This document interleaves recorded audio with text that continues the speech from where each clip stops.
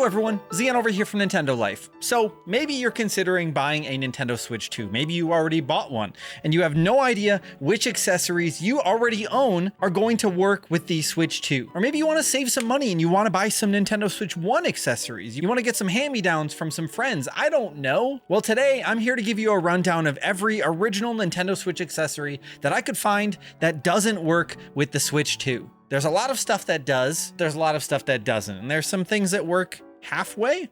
So let's check it all out. First up is the official Nintendo adjustable charging stand. It just doesn't fit the Switch 2. Honestly though, you don't need this anymore since the Switch 2 has a much sturdier stand that can get even lower, plus you can charge the console from the top with the USB-C port up there. Did anyone really ever use these though? I've had one for years and almost never used it. It is a bit of a shame though that the original Switch dock will not work with the Switch 2. It does still use the same kind of USB-C port, but it just doesn't fit into the dock. And if you happen to have a third-party dock that does fit the Switch 2, it still won't work. It won't output any video to the TV screen. I have the Genki Covert dock here, which I love to death. I take this on all my travels, and I tried this with the Switch 2 and it will still charge the console, but it won't output anything. And honestly, right now, there's no telling if there could be any negative long-term effects of using something like this on a Switch 2 either. While the original Switch only has 32 gigabytes of internal storage, the Switch 2 has a whopping 256 gigs. And that might not be so bad if you're starting fresh, if you've never owned an original Switch. But if you've got a lot of original Switch games to re-download, and if you end up buying any Game Key physical Switch 2 releases, it means you'll have to download all of the game onto the console. That storage could get eaten up pretty quick. And so in turn, you'll probably be sad to hear that the original micro SD cards are not compatible with the Switch 2. The Switch 2 uses a new type of storage called microSD Express, which offers faster data transfer than a standard microSD card. You are still able to take your microSD card from your original Switch and insert it into your Switch 2 to transfer photos and videos that you've taken, but that is it. You can't store games or play them on a regular microSD card. With the Switch 2 being larger than the original Switch, you may need a new carrying case, but you might not actually. At least parts of it might fit. This vault case from Hori I've been using with my Switch OLED for the past few years now, and I love it. It's accompanied me on many trips over the years. Unfortunately though, the form factor only allows the original Switch to be used. It doesn't fit the Switch 2 at all. But then you have cases like the Legend of Zelda Breath of the Wild Sheikah Slate carrying case from PDP. This case has a pretty rugged exterior and looks like it would fit the Switch perfectly, but there's actually a little bit of give in there. There's just enough room for you to fit the console if you take the Joy-Con off, and then you can put them in the little top pouch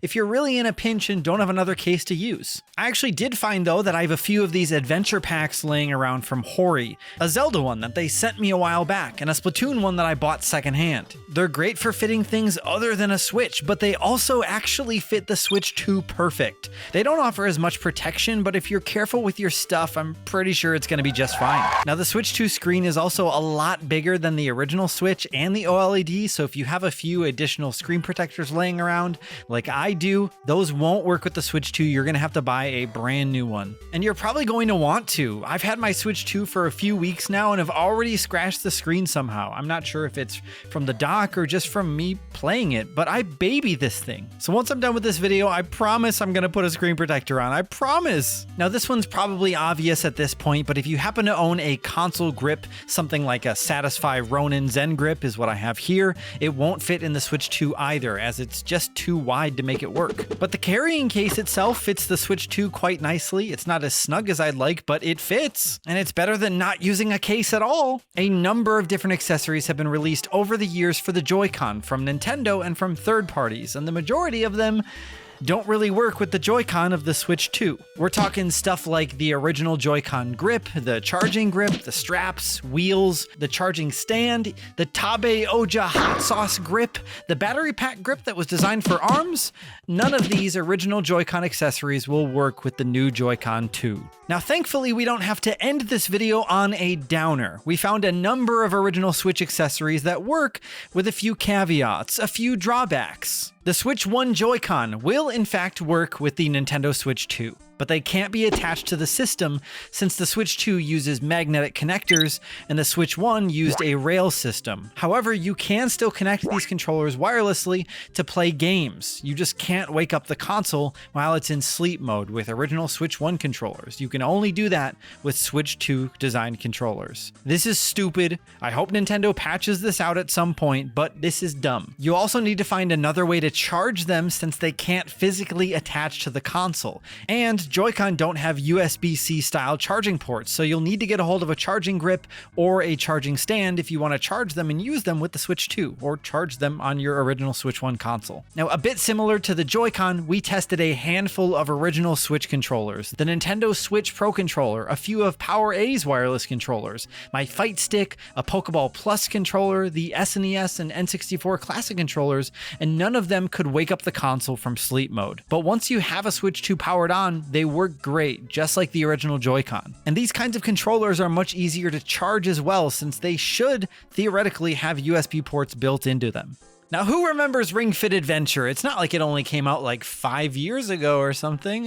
Time. Well, the Joy-Con 2 are not compatible with the Ring-Con itself, but we put the game to the test with a Joy-Con 2 in the leg strap and an original Joy-Con in the Ring-Con, and that seems to be completely compatible. Nintendo's website claims that you can't use a Joy-Con 2 in the leg strap for games like Switch Sports and Ring Fit, but it does work. Maybe there are some limitations that we haven't encountered, but from our testing, the leg strap and Joy-Con 2 work just fine. You might be surprised to hear that Labo software does boot up on Switch 2. I only have my Labo VR kit accessible right now, so it's the only one I was able to test. And while the console won't fit inside the VR goggles themselves, the software boots up, so it would be possible theoretically for someone out there to build their own set of Labo goggles and then still play them on Switch 2. Knowing the internet, it's probably only a matter of time. Ooh, yeah, the Switch 1 AC adapter, the charger. I've got a couple extras of these laying around the house, and if you're like me, you'll be happy to hear that you still can charge the Switch 2 with the Switch 1 AC adapter, but you can't use it with the dock. It just doesn't output enough power to be used in TV mode. And speaking of TV mode, this is a fun one. Nintendo states on their website that the HDMI cable included with the original Nintendo Switch is not compatible with the Switch 2. I assumed this meant maybe the cable wasn't powerful enough to output 4K, or maybe it couldn't do 120 FPS, but after doing some testing, it turns out it actually is just fine.